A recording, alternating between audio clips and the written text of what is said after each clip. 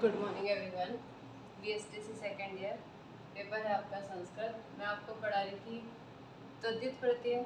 तद्धित प्रत्यय में मैंने आपको पढ़ाया था सबसे पहला प्रत्यय तरफ प्रत्यय। तद्धित प्रत्यय का अर्थ बताया था कि तद्धित प्रत्यय किसमें लगता है, शब्द के साथ में लगता है और रूप में परिवर्तन करता है। तीनों ही लिंगों में इसका रूप चलता है।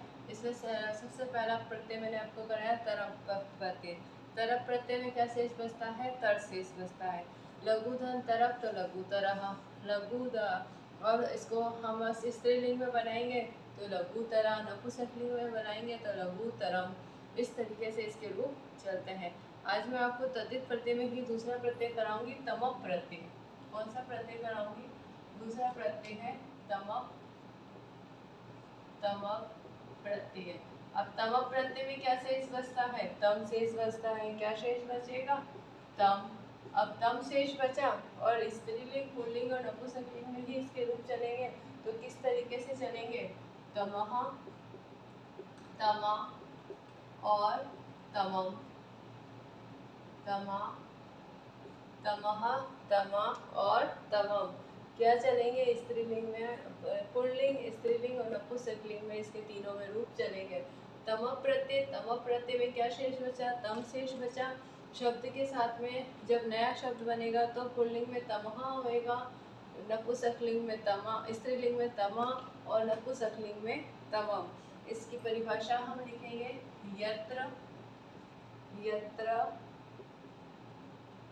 यत्र बहुश्री, यत्र बहुशी, प्रधार्तेषु, प्रधार्तेषु एकः श्रेष्ठः, एकः श्रेष्ठः, न्यूनना, न्यूनः वा, न्यूनः वा, भवति, तत्र, तमक, तत्र, तमक,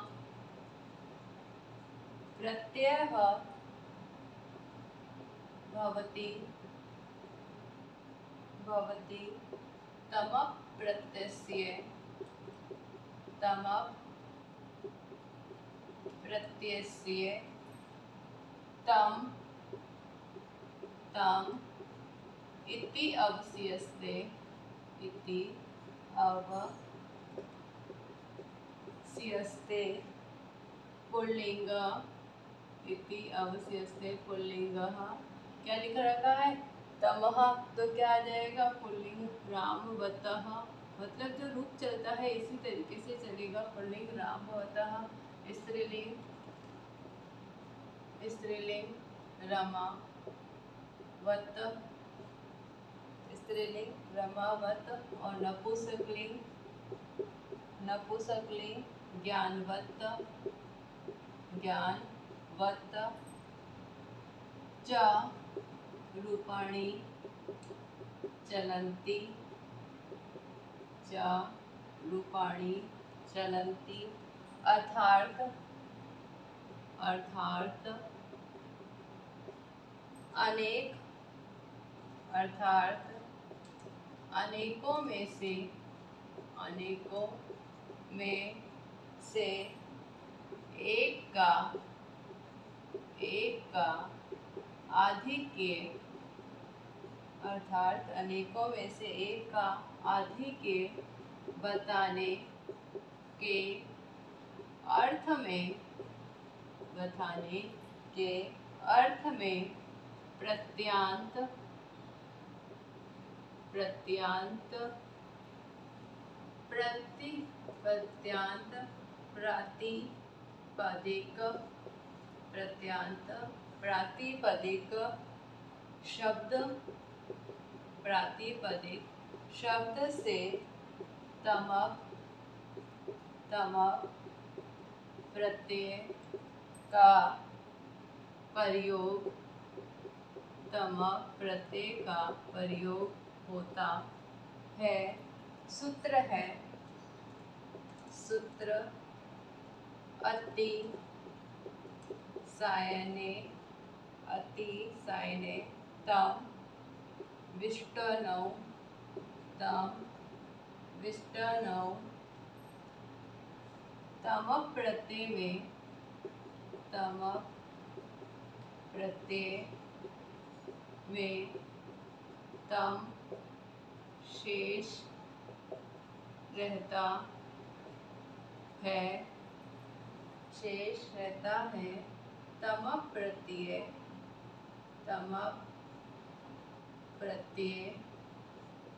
तीनों लिंगों के तीनों लिंगों में चलता है। यथा कैसे? लघु धन तमक, तो लघु तमः, स्त्रीलिंग में लघु तमा और नपुंसकलिंग में लघु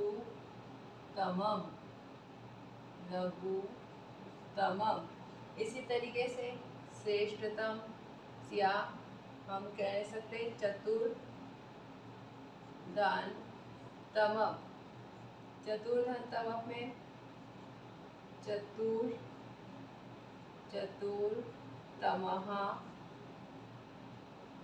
चतुर्तमा, चतुर्तमम, ये रूप चलते हैं। मतलब तमक प्रत्यय किसे कहते हैं? जिसमें तम शेष बचता है। तीनों लिंगों में पुल्लिंग में चले लिखेंगे तमः, स्त्रीलिंग में तमा और नपुंसकलिंग में तमम। यत्र बहुश पदार्थेषु एक श्रेष्ठः न्यून वा भवति तत्र तमक प्रत्ययः भवति। सीधी सी बात लिख रखी है कि अनेकों में से एक का आधिक्य बताने के अर्थ में, मतलब बहुत सारी चीजें उसमें से हमें किसी एक चीज को बता रहे हैं, तो उसको एक को बताने के लिए किसका प्रयोग किया जाता है? तमक प्रत्यय का प्रयोग किया जाता है। जैसे हमने लिखा श्रेष्ठतम, अब श्रेष्ठ धन तमक, तो श्रेष्ठ हम किसको बता रहे हैं कि कवियों में श्रेष्ठ कालिदास है। भाई कवियों में श्रेष्ठ कौन है? कालिदास है। तो हमने श्रेष्ठ का प्रयोग करा, तो हमने सारे कवियों में, कवि सारे ही श्रेष्ठ है, लेकिन सारे कवियों में कौन श्रेष्ठ है? कालिदास श्रेष्ठ है। तो इस तरीके से हमने उस शब्द का क्या करा? प्रयोग करा। तो बहुत पदार्थ जो होते हैं उसमें से कोई एक को श्रेष्ठ बताने के अर्थ में तमक प्रत्यय का प्रयोग किया जाता है। तमक प्रत्यय में तम शेष रहता है। तमः इति अवशिष्टे तीनों लिंगों में इसका रूप चलता है। जिस तरीके से ये चल रहा है उसी तरीके से तीनों लिंगों में तमक प्रत्यय का भी रूप चलता है। तो प्रातिपदिक शब्द से तमक प्रत्यय का प्रयोग होता है कि अनेक अर्थों में से एक का आधिक्य बताने के अर्थ में तमक प्रत्यय का प्रयोग होता है। इसका सूत्र है अतिसायने तम विष्टनौ। क्या सूत्र है? अतिसायने तम विष्टनौ। तमक प्रत्यय में तम शेष बचता है और ये तीनों ही लिंगों में चलता है। जैसे उदाहरण दे रखा है लघु धन तमक, तो लघुतमः, लघुतमा और लघुतमम तीनों रूपों में चल रहा है। चतुर्थमः, चतुर्धन तमक, चतुर्थमः, चतुर्थमा और चतुर्थमम, ये है आपका तमक प्रत्यय। फिर आपका प्रत्यय आता है, दूसरा प्रत्यय आता है तस्सील प्रत्यय। कौन सा प्रत्यय आता है? तस्सील प्रत्यय।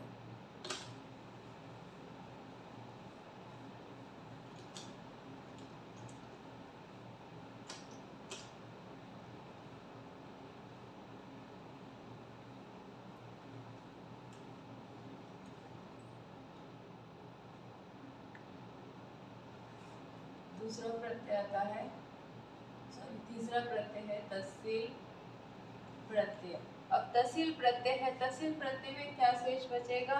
तस शेष बचता है। तस को हम किस में लिखेंगे? तह में के रूप में लिखते हैं। इसकी परिभाषा है पंचम्या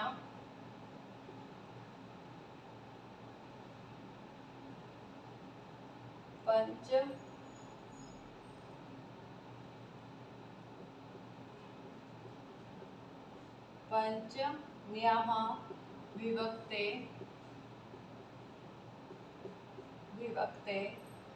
स्थाने तस्सील प्रत्ययः भवति। तस्सील प्रत्ययः भवति। आयाम आयाम पंचमी आयाम पंचमी विभक्ते पंचमी विभक्ते अर्थ अर्थ बोधयति अर्थ बोधयति। तहसील प्रत्यय तहसील प्रत्यय तहसील प्रत्यय से तस तहसील प्रत्यय से तस तह इति अवस्यस्ते अवस्यस्ते यथा यथा वृक्षधन तहसील वृक्षधन तहसील तो शब्द बनेगा वृक्षतः। क्या शब्द बना? वृक्षतः। नदी धन तहसील नदी धन तहसील तो शब्द क्या बनेगा? नदीतः नदीतः। मतलब तहसील प्रत्यय क्या कह रहा है? पंचमा विभक्ति जो होती है उसके स्थान पे किसका प्रयोग होता है? तहसील प्रत्यय का प्रयोग होता है। कोई भी शब्द की पंचमी विभक्ति होगी उस जगह किसका प्रयोग होगा? तहसील प्रत्यय का प्रयोग होगा। अयम पंचमी विभक्ति अर्थ बोध्यति कि पंचमी विभक्ति में क्या होता है? अर्थ का बोध होता है। और तहसील प्रत्यय में तस शेष रहता है लेकिन शब्द में क्या आएगा? तह आता है। और इति अवशेषते ये क्या होता है? इति अवशेषते ये तीनों लिंगों में नहीं चलता है, ये एक ही लिंग में चलेगा, पुल्लिंग में ही चलेगा। इसलिए वृक्ष धन तहसील वृक्षतः, नदी धन तहसील नदीतः। फिर हम इसमें और लिख सकते हैं इदम धन तहसील इदम धन तहसील तो क्या जाएगा? इतः। क्या जाएगा? इतः। फिर हम लिख सकते हैं, क्या लिख सकते हैं? तत् धन तहसील तत् धन तहसील तो शब्द क्या आ जाएगा? ततः ततः। फिर बहुधन तहसील बहुधन तहसील तो क्या आ जाएगा? बहुतः। इस तरीके से इसमें तहसील प्रत्यय में शब्द बनेंगे। अब दूसरा प्रत्यय आता है त्रल प्रत्यय। कौन सा प्रत्यय आता है? चौथा प्रत्यय है आपका त्रल प्रत्यय। त्रल प्रत्यय में क्या शेष बचता है? त्र शेष बचता है। क्या शेष बचेगा? त्र शेष बचता है। त्र शेष बचता है और इसकी परिभाषा होती है सप्तम्याः विभक्ते सप्तम्याः विभक्ते स्थाने विभक्ते स्थाने त्रल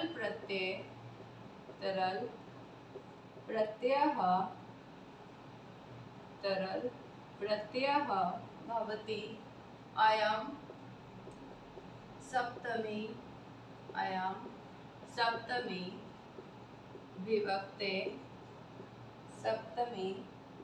विभक्ते अर्थ बोधयति त्रल प्रत्यय से तरल प्रत्यय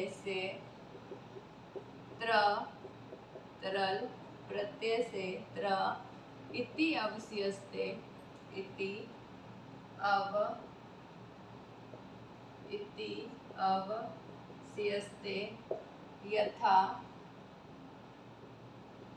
यथा यत धन